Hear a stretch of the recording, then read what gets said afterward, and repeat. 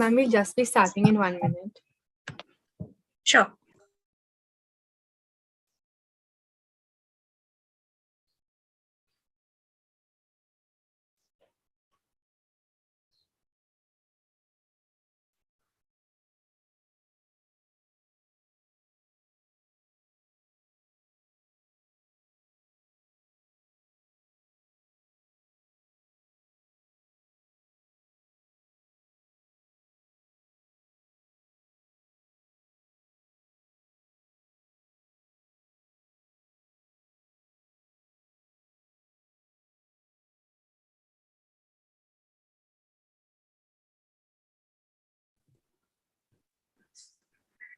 Mary, let me know when we can start.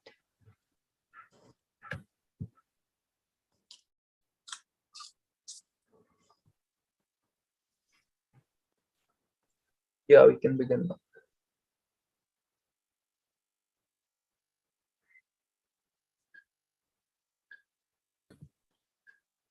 A very good evening to everyone present here and a warm welcome to this session. Next slide, please. The Jai Hind College Global Entrepreneurship Summit 2022, presented by HDFC Bank, powered by Bright Outdoor Media, co-sponsored by Baggett, in association with Plum Body Loving, trading partner Havenspire, home decor partner Whipple Homes, news and media partner The Education Tree.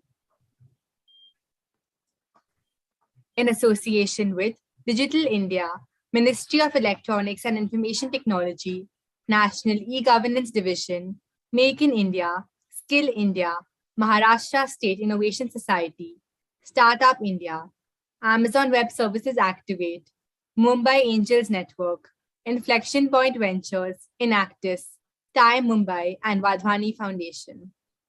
I would now like to invite Mr. Prateek Kumar, our Faculty of Banking and Finance, to kindly introduce our speaker for today. Thank you, Tisha. It's my pleasure to announce and introduce you all to our next speaker for this session. It's Ms. Srishti Oja. Srishti graduated from the NLSIU Bangalore in the year 2002 and was awarded a gold medal for international law and has obtained a LLM degree from New York University in 2003. Srishti has been included in the Acritas Stars Independently Rated Lawyer by Acritas Stars, part of Thomson Reuters, in the year 2021 and is enlisted in the Forbes Legal Power List. Srishti is also a founding member of Verist Law in 2014. Srishti increasingly focuses on overall regulatory advisory and legal strategy on the complex dispute situations relating to shareholders, counterparties, and regulators. Srishti, we are very, very thankful for having you here. And I'll give the speaking now to Dia, I guess. Take it further. Thank you, sir. So I, for one, am really eager to know how to be IPO ready from day one, and I'm very sure our audience is too. So over to you, ma'am.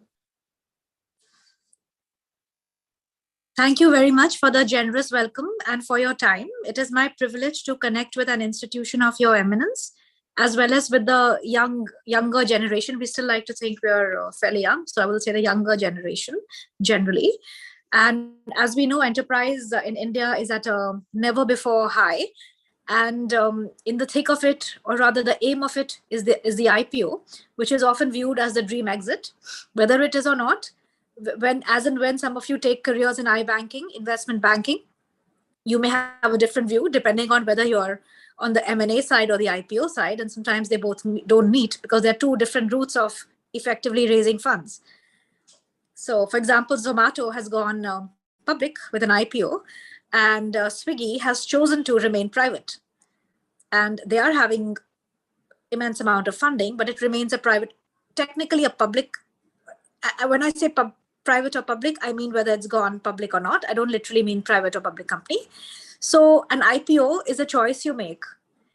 And that's important to know, because there are any number of companies you can think of which are very successful and which don't go for an IPO. So I don't want to start a lecture with sort of demythifying the subject, but it's very important to take it in context.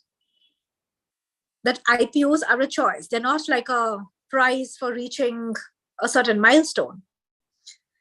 And at the cost of repetition, any number of companies globally you can think of, I don't want to name them, I've named one or two already, which presumably can have an IPO and they do not.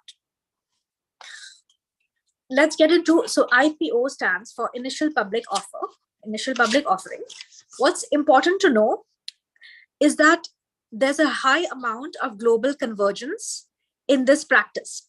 And since MIT is one of our sponsors here, it reminds, and they're very closely associated with finessing data privacy law.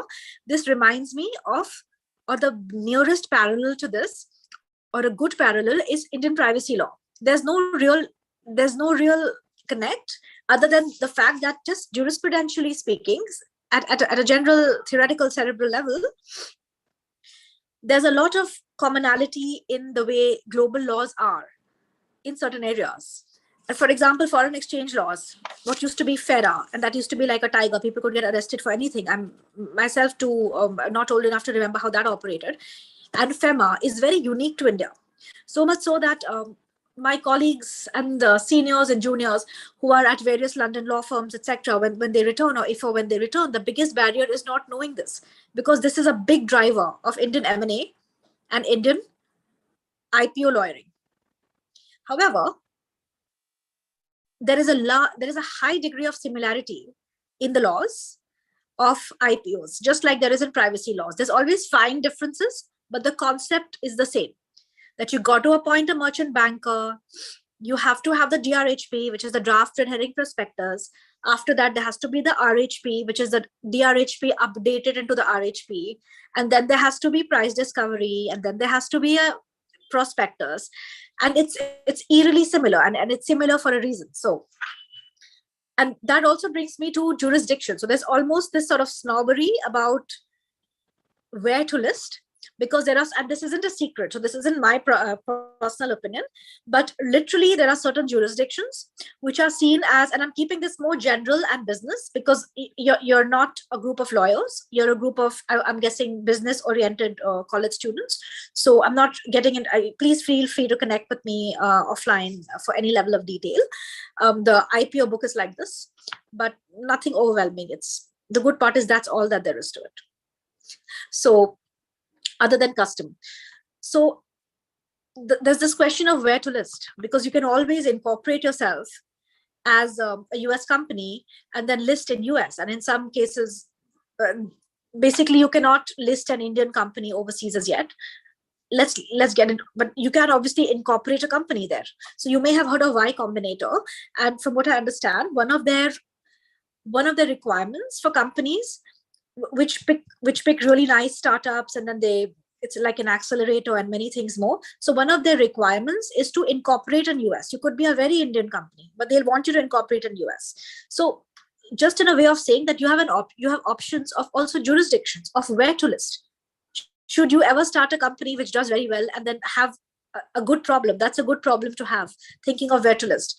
So in the whole hierarchy of it, US is seen to be, especially after Sarbanes-Oxley Act in 2003, it's seen to be the most expensive jurisdiction, to the extent that US lawyers may not always be happy about it, because if it's like a bell curve, and if expenses to list and post-listing compliance, it could be like $1 million, etc., go beyond a certain limit, then people will not list there.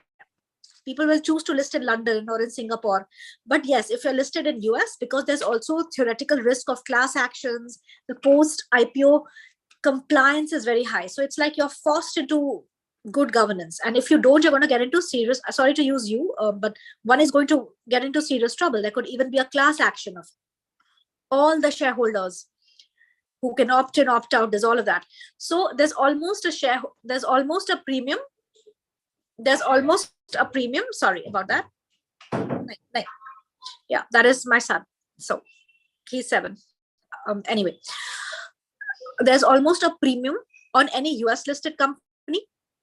Similarly, there are other jurisdictions like London and Singapore, which are seen to be tough, which is to say that it's not as if the financial regulator is blessing it. In fact, even if you read any IPO document of any jurisdiction, definitely of India, it's going to say that SEBI or the exchanges are not taking any liability for this, which is true because they are just ensuring that the process is right.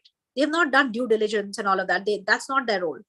So, however, the perception is that the entry cost is kind of expensive. So you better know your game before getting listed in certain jurisdictions. And the quality of disclosures and the impact of non-disclosures is higher in certain jurisdictions. India comes pretty close. So in older generations, it was very fine to sort of make light fun. Oh, India mein sab kuch chalta hai. But increasingly, the regulator, we've come a long way. Things are taken very seriously. And once one lists, there are of course there are a couple of ways you can list. I'm only talking of what you call the main board listing, which is the main listing, not the SME board listing. There's actually a whole set of regulations now. It's called the LDOR. Just a second. The listing obligations and disclosure regulations, LODR. I always call it LDOR. It's a little dyslexic. LODR. And it literally is the Bible of your governance after you list. So you may be free, but you're in chains everywhere once you list. And that includes quarterly reporting, that includes annual reporting, that includes having committees which are in a certain way. You cannot have non-executive directors beyond a point. There are ratios to it. For certain larger companies, there are women director requirements, and the regulatory compliance is a whole lot more. And technically, because it links to SEBI Act and it links to something called the SCRA, there's always prison. That's the joke among Indian lawyers, because the way Indian laws are written, it literally says imprisonment or whatever fine, whichever, or both. So it can get very, very serious. I don't think something like that has happened, at least in the recent past. But unless it's a case of fraud, and then it's a broader issue. But yes, that's why it's taken seriously. So the prospectus is basically, as lawyers, we say it's your insurance policy. Whatever good, bad, ugly you have in the prospectus, put it there. Make it 900 pages. Because later on, a shareholder cannot come along, or a class of them, saying that, hey, you did not disclose this litigation and this was material, or you didn't disclose this and that.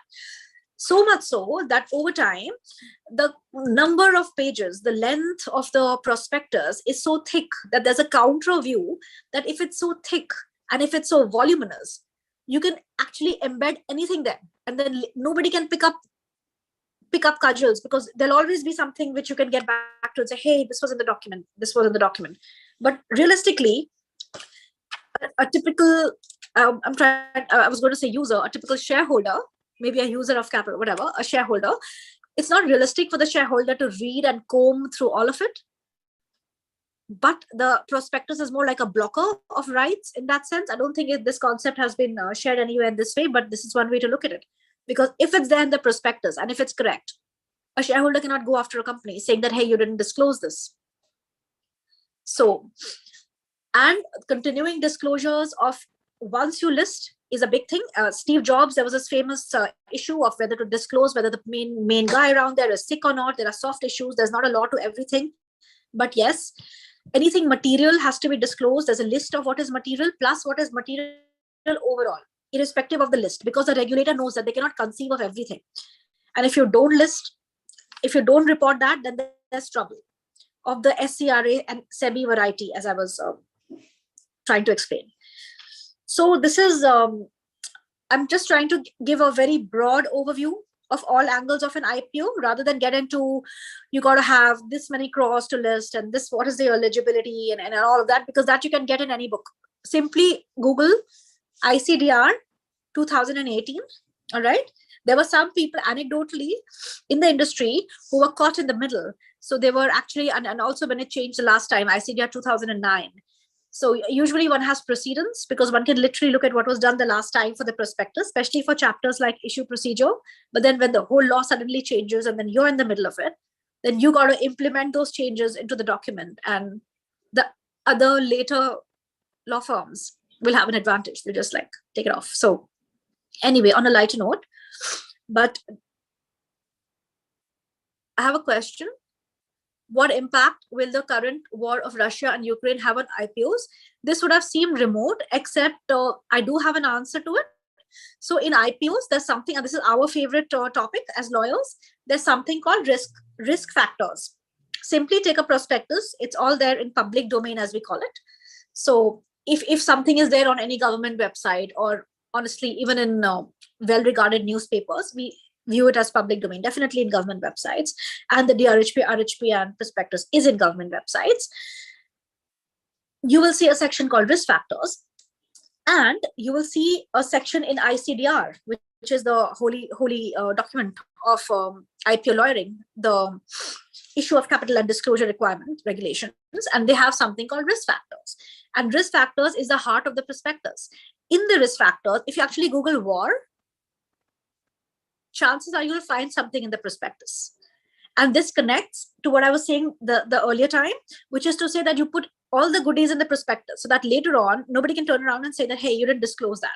If there's swine flu, if there's a pandemic, if there's whatever else. So there's a concept called internal risk factors, which is internal to the company, and external risk factors, which the war, unfortunate though it is, peace everyone, is. So yeah, nobody can potentially, if the war language is there in the risk factors, which it very likely is in the external risk factors of most prospectus documents, no one can, we look at it in a defensive way. No shareholder can then challenge the prospectus. Now, what will be the impact of the IPO in the market is not my domain, but as we know, the markets like predictability, they like optimism. And I don't think there's a lot of optimism here around the war. So, but then markets are resilient and all of that. So that's how I will answer the question. If there's anything else, I'm quite happy to reply. It makes the discussion colorful, unless it's totally irrelevant, which it will not be, because you are from an esteemed institution. It's not a public event. So now we can also get into when to list and why to list, and the disadvantages as well. So the advantages are we're all human. So the fun and glamour of it, how easy it is. Potentially, people like us just represent a cost to the system, right? And the way merchant banks work, it's a success fee. So what you see on the football page, the first page of the prospectus, the guys below that, all the big investment banks, they typically work on issue management fees. So they may charge out-of-pocket fees here and there, but really they'll take a little percentage of the issues, whatever you raise in the IPO. So that's practically, in a sense, the money is in a sense free to the founder, because unlike debt, you don't have to return it. I'm not making a case for fraud here, obviously, but think about it. You got to return debt. You don't have got to return equity. There's no legal obligation on you to return equity. There's only moral obligation to take care of the company. And therefore, there's legal obligations, because there's no legal obligation to return equity. In life, in law, everywhere, in all civilized countries, including ours, we have all of these regulations, like the listing disclosure regulations and all of that make sure that one cannot mess around after listing. And it's practically impossible to delist. If you look at the delisting regulations, don't want to get into the detail and bore you, but let's just say, if after 10 years you decide to go have an IPO, it's not as easy as breaking up with a friend or just investing in another company. The law makes it difficult to delist. It's called going private. It's easier to do in Singapore and in other such countries. In India, it isn't. So at the risk of being inaccurate, technically, I will say literally IPOs are forever. Once listed, forever listed. Good luck getting delisted. There are a lot of companies stuck because the basic majority which the law wants is not agreeing to it. There are a lot of reasons for it, not appropriate to discuss here, but yeah. So that is a downside of IPOs, isn't it? What if one fine day one wakes up and says, as a founder, I'm done. I'm done with all my share prices being there. My neighbor knows how my company is doing. My in-laws know how my company is doing. My friends know. I don't want to be listed anymore. And I'm happy to return the capital to everyone, but and go private, as they say globally. But here, if you look at the delisting regulations, you'll see why it's difficult. Perhaps intentionally, because it can be abused. That's one. The negatives of an IPO. The other is, well, on a trivial note, if you're a relatively little known company, and if your list on the SME platform, etc., then from whatever I'm told, one may be perceived as being bigger than one is, and that has an impact on vendor pricing and things like that. So you may get the cost inflation, but you may not get the branding inflation of it.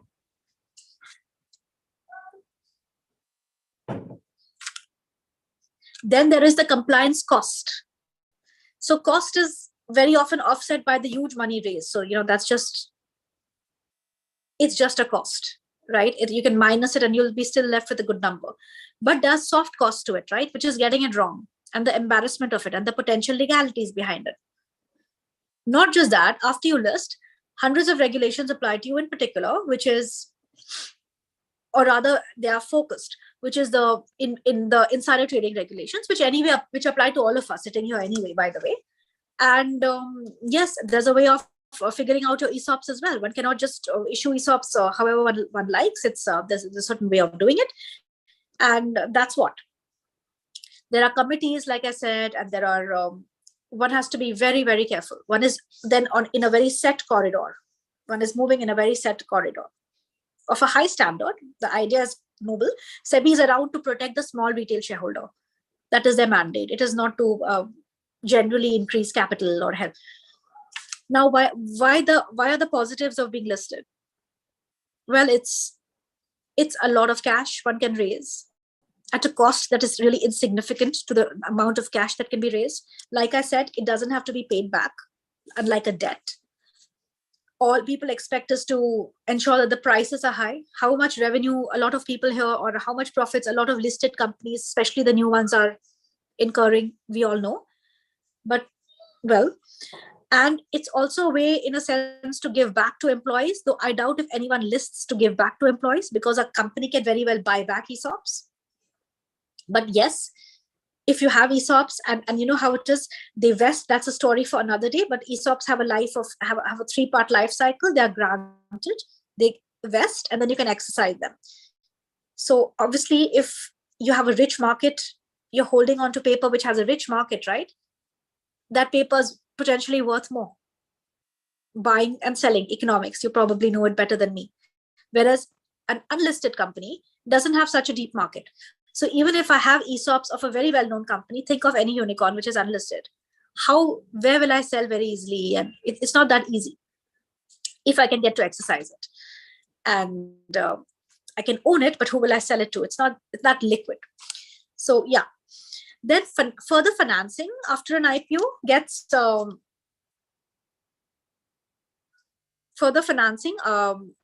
gets easier because you can have a preferential allotment or a QIP.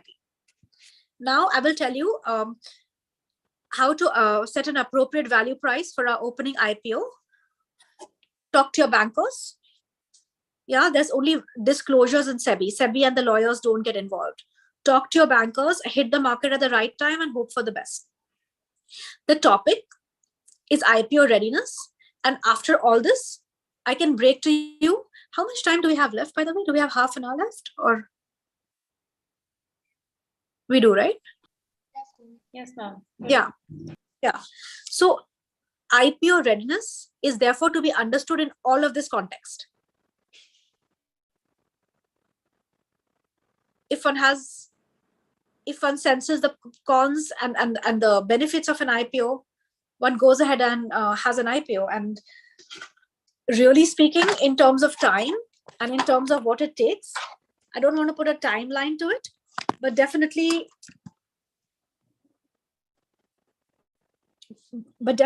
it will take at least about 3 months at the very least to file your DRHP, because the DRHP has a lot of information. In particular, there's information about material indebtedness, which is all the loans, which is very material for the fintech sector like NBFCs, because for them, loan is an inventory as such. That's a lot of talking for me. Anyway, I hope you are awake, all of you, some of you. The other is capital structure, which is why I'm getting into all of this, is that the main hurdle to IPO readiness is the will to do an IPO. Once you have that will, it takes rapid hiring of of a suitable law firm and of a suitable banker or two, typically the company, which is called the issuer in prospectus, because they're issuing securities, is represented by one set of lawyers. The bankers are common. And the bankers, which is the merchant bankers, they're regulated by the SEBI merchant banker regulations. They are also appointed by the company, but they typically have another lawyer. And if a founder is selling, sometimes they have yet another lawyer. And if it's a larger deal, if it's marketed in US, it's called a Rule 144A, then it could very well be that there is an international lawyer sort of due diligencing pretty much the whole document in parallel. Or if you have a document that's not marketed to US, it's called a Reg S. These are terms from the US laws. Then there's still a foreign lawyer as well, but there's a limited role. So these are your cast of characters. And then there's a registrar, and there's typically an ad agency person and all of that. So a key part about IPO readiness is one has to be very, very good at organizing documentation. One should be aware that lawyers like us, we don't ask for too many irrelevant things. And what's a clause is a clause. Very often the discussions with companies go like, hey, why are you asking for this? And then, the lawyer's like, this is material, is it material? And why it's required? And they're like, we don't want to give it. It's private information. So lawyers also have a contractual obligation from merchant bankers to diligence the whole prospectus. So the founder, the promoter has a legal liability, as well as the CFO and a couple of other people, that every line in the prospectus is correct. That comes from Companies Act and SEBI. From SEBI also, merchant bankers goes into the topic of IPO readiness, because merchant bankers have a license, right? They're licensed by SEBI. We are not, people like us, we're not licensed by SEBI, not as yet, lawyers. Okay, or accountants. But merchant bankers are. These are the iBanks, the Kotaks and the JM Financials and the Morgan Stanleys. They're investment banking. It's called iBanking, investment banking, merchant banking, arms. Very smart people, very competitive jobs. Very interesting to have as clients. Challenging, potentially annoying, but one learns a lot. Smart people. So, and very coveted positions as well. So I am deviating, but the point is that they are licensed by SEBI. Now they are literally signing off onto the document. Sorry? I'm sorry? So the merchant bankers are signing off on the document. And the merchant bankers hire lawyers contractually to diligence. So, and think of a Zomato, or think of, any other large company. You can imagine the amount of data there is, which has to be due diligenced. And that goes into the heart of IPO readiness.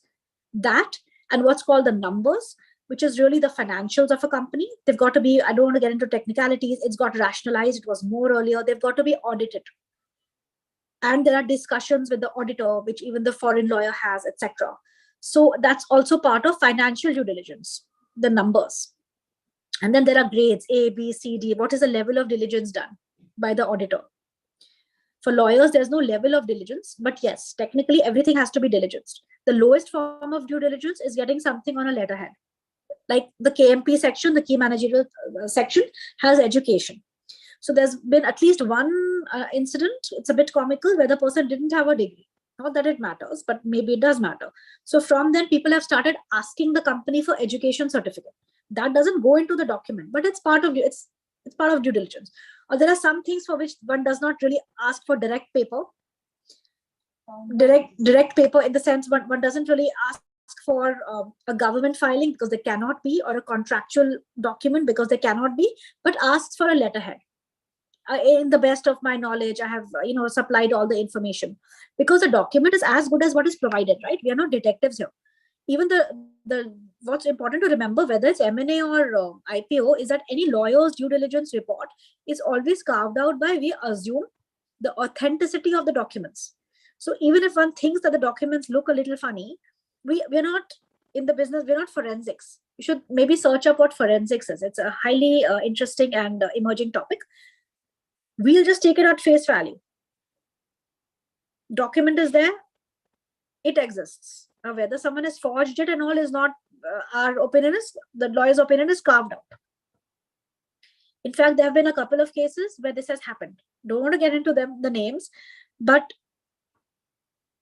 people who had a problem with them later claimed that the inventory wasn't there. Say you're selling shoes, and it turns out you don't have enough shoes in the mall. Who's going to diligence how many shoes you have? You can diligence contracts, and you can diligence paper, right?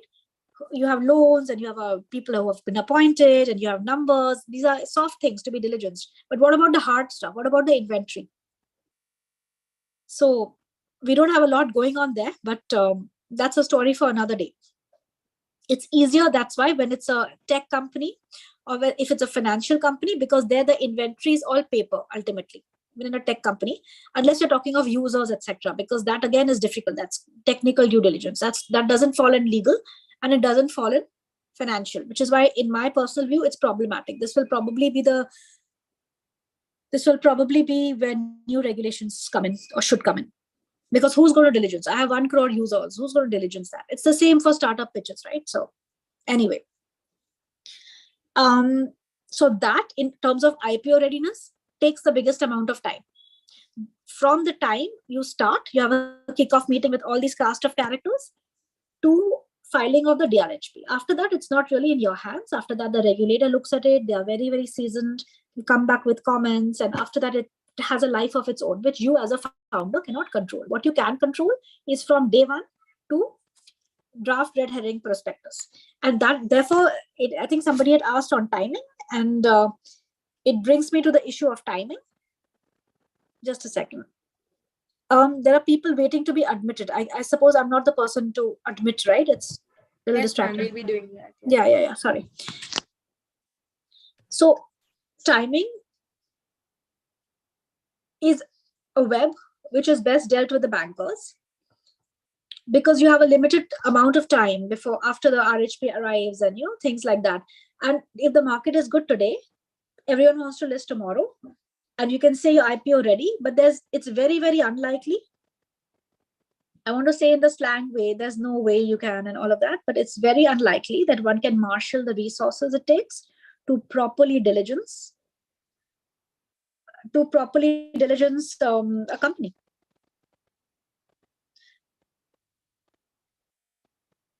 To properly diligence a company which is going for an IPO, because law firms and in merchant bankers are very, very particular about the quality of detail, and there's a lot of detail, right? So all material contracts, if you're talking of this and that awards, then copies of those awards, pages and pages of material litigation. Who is going to draft? Who is going to look into it to see if it's correct or not? It's not a novel written by the founder. Even if it is, very often they supply the language. It still has to be seen with the real paperwork. Key contracts, summaries of SHA and all with the investors, whatever's written in the document has been basically cross-verified. And that is what takes time. So that is a big point of being IPO ready. The other is commercially, again, not my space to say, because a lot of companies who've listed well are either not profitable but very clearly a lot of them have revenue. So we're yet to see pre-revenue companies. There's something called a blank check IPO in the US, which you can look up. It doesn't work in India due to technical reasons. But the trend is that a company has to be very, very successful for it to list on the main board.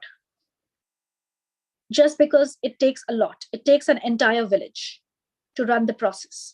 And if as a founder, you are not convinced that you'll be able to hit the market at a price you like, then you'll be straddled with all their bills and the headache of it, because it's distracting to have 20 people in your organization just looking up at paper, and drafts are being exchanged to and forth, because every page is reviewed, every chapter of the document is reviewed by each banker. There are 4 or 5 bankers, 3 for law firms. It's time. It's time and money. So I would say the biggest part of being IPO ready is if you're large enough, for lack of a better index, to list, or if you're suited to list, which you decide. The initial thresholds are not very high. I don't want to get into technicalities, but interestingly, the initial thresholds are not very high. And if you don't meet certain criteria, you can still list ahead of the basic criteria if 75% of financial investors, QIBs, pick up your shares. So that's the least of it. The other thing to know is, unlike in the West, the Indian merchant bankers typically don't underwrite. So they are not going to guarantee the listing. It's called soft underwriting, which is nothing but placement. It's basically they connect you as a founder to capital all over the world. They're not going to write a check. That's called hard underwriting. That happens in some jurisdictions, which is to say in some countries, but is rare or not heard of in India. And let's just see if there's anything else I don't want to miss out on. No. 1 second. If there are any questions, you can feel free to maybe message. And I'll go on. So we have questions in the chat box. Darren had a small request. If time permits, could you please explain a little about the attempted delisting of Vedanta and why it failed? Perhaps why they wanted to delist too. I will avoid that question. I'm not fully in the loop, and it's not. I can just connect offline for this. Sure, ma'am. Yeah, but it's important to know. It's a good question as an example, because I had earlier said that listing is practically forever, right? It's hard to delist. And we've had situations, without getting into names, where a couple of entities have tied up.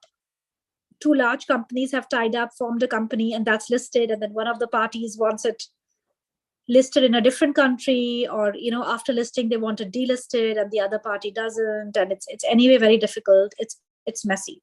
I want to read, just because we have a little bit of time, and this general risk clause, which is in ICDR, it's pretty much required to be stuck into the document. Investment in equity and equity related securities involve a degree of risk, and investors should not invest any funds in this offer unless they can afford to take the risk. And I think this there's a Paytm fail question, and as lawyers we cannot assess, maybe bankers also cannot, maybe astrologers can, on why it failed. The standard answer is that it's overpriced, because if it was priced less, and you will know this better, I'm sure you are economic students as well, then more people would have bought it, no? Sometimes it's the reverse is also true. If something is subscribed 100 times, that means it could have been priced more. Then that means the founder has lost on potential money. So maybe the markets are too smart. Maybe the pricing wasn't right. Maybe it's a bit like movies, right? Back in the day when there was no Netflix, and you cannot predict which other movie is coming up, right? If you have a movie right then, and suddenly Amitabh movie hits right then. And so the market appetite, somebody said about Ukraine. So, external factors. It's not, one cannot villainize a company. One cannot. There's nothing that benefits them beyond a point for an issue to fail, because next time they hit the market, a big attraction about going to the market is that you can hit the capital markets again. So we should be a bit kind, I feel, to the Paytms of the world, because beyond a point, there's very little incentive for it to not do well. Yes, maybe pricing more, and if they are also selling along with it, the founders get a little bit more, but it's impossible to do the math, and there are too many variables to know or to even sort of allege, So it's a very fine skill, and it's not even a science. It's still it's a skill, pricing, because there's so much external information that can come in, and other deals, and it's like opening a lemonade stand and sort of you don't know who walks in. But I'm simplifying this to child levels, but I kind of feel strongly about it. And it connects to what I was trying to read. Investment in equity, and that's an oversimplification, because merchant bankers are paid to assess pricing and get it right. But it's a wide and ambiguous world out there, right? So it's really hard to exactly get it right. So investment in equity and equity-related securities involve a degree of risk, and investors should not invest in any funds in this offer unless they can afford to take the risk. So this prevents shareholders getting very upset and coming after a company like Paytm. because this is there in the prospectus and the law requires it to be. So it's interesting here. The law is also protecting, in a sense, the founders, because that's the reality of the market. Investors, which means people like us who sort of invest money, are advised to read the risk factors carefully before taking an investment decision in the offering. For taking an investment decision, and I'm reading it, it exists. It's there in every prospectus. I'm literally reading off the ICDR. For taking an investment decision, which means to put money in this IPO, investors must rely on their own examination of the issuer, which means the company, and the offer, which is the IPO, including the risks involved. And that is why the risk section gets thicker and thicker and thicker with every passing year. Because if I'm doing an IPO and it fails, and you say, oh, you didn't disclose this, and then I can say, hey, it's there in my prospectus, and it's so thick that good luck reading it. So the securities have not been recommended or approved by SEBI, nor does SEBI guarantee the accuracy or adequacy of the document. SEBI is, if you look at it at a cerebral level, it is a regulatory facilitator. Specific attention of investors is invited to the statement of risk factors under the section general risks. So this is, and then it says issuer's absolute responsibility. The issuer, which is the company, accepts, I'm not reading all of it, it's dull, but fine print is dull, but fine print is very important because it manages liability. That's why we advise all startups to first thing, look at the terms and conditions other than compliance. So accepts responsibilities for and confirms that this offer document contains all information with regard to the issuer, which is material. And it makes sense why SEBI has it, because you as a founder know yourself best. Who is going to go and become a detective in the company and disclose beyond a point that one has to disclose what you subjectively think is important material, and so on. So that is the long and short of it. And we have a little bit of time to go. I'm personally happy to close it 5 or 10 minutes before. I know you have a session, so you can maybe have a breather. And if there are any questions, happy to answer. Otherwise, my name again is Srishti Ojha. The firm I founded is called Verist Law, VERISTLAW.IN. And I'm on LinkedIn as well. And we can always connect at a mentoring level or at a chat level, because you are the leaders of the future. And it is in my interest, and it is interesting to stay connected with all of you. Ma'am, so we have a lot of people joining us from YouTube Live, and one of the questions there was, why do holding companies such as Tata Sons incorporate new subsidiary companies for every new project that they start, instead of starting it under the name of Tata Sons? What are the benefits of keeping the main holding company as a private company and getting these subsidiaries listed instead? Yes, that's a smart question. It's also because of valuation. So one of the younger startups came to us and said, someone is investing, an investor wants to invest, but they only want to invest in our social commerce business. But we also have an advisory business. So when the investors are investing, it gets very complicated for investors.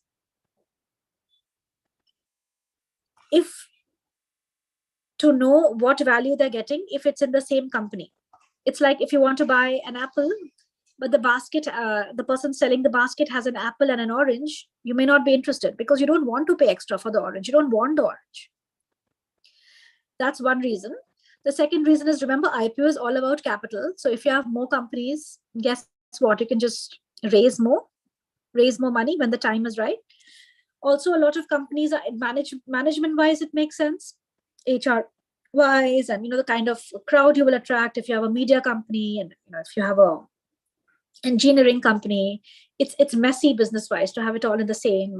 It's also a risk because God forbid one company goes under. You have IBC these days. I don't mean Tata is a great group, but if by chance one company goes under, then your entire value goes. So it also hedges.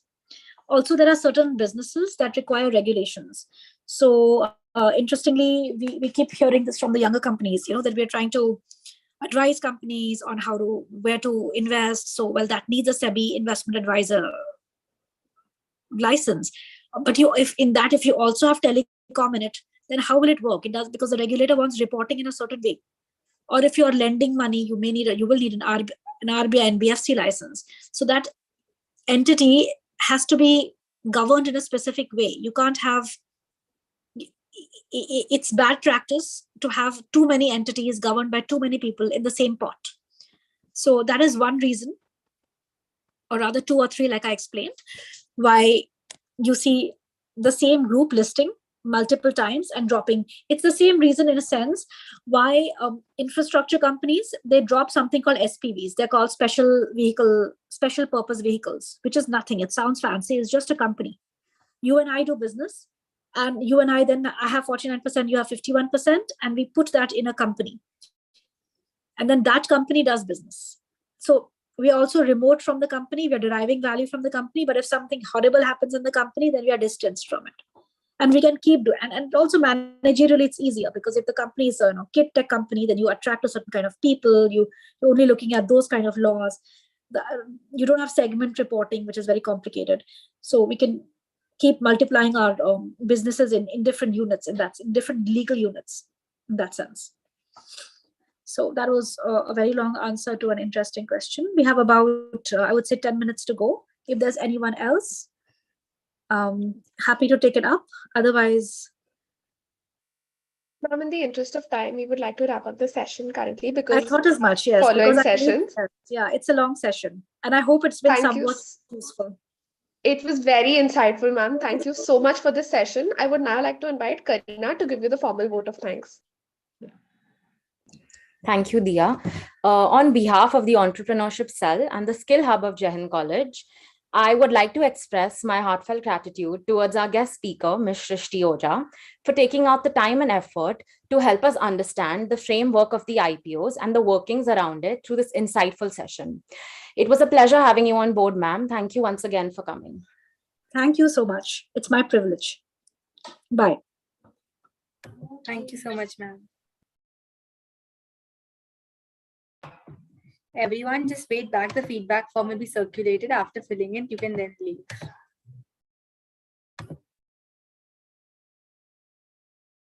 Mehdi, who's sharing it on YouTube?